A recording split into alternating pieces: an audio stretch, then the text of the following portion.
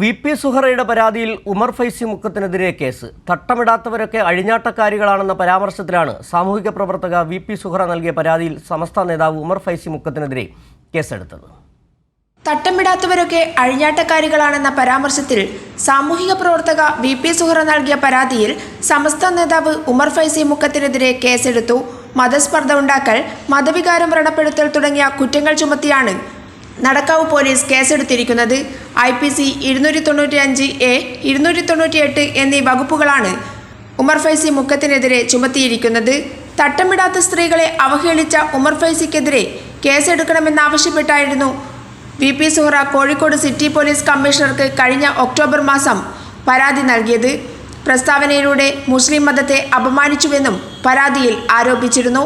പിന്നീട് നല്ലളം സ്കൂളിൽ കുടുംബശ്രീ സംഘടിപ്പിച്ച തിരികെ സ്കൂളിലേക്ക് എന്ന പരിപാടിയിൽ വി.പി. സുഹറ തട്ടം മാറ്റി പ്രതിഷേധിക്കുകയും ചെയ്തിരുന്നു. കൈരളി ന്യൂസ്, കോഴിക്കോട്.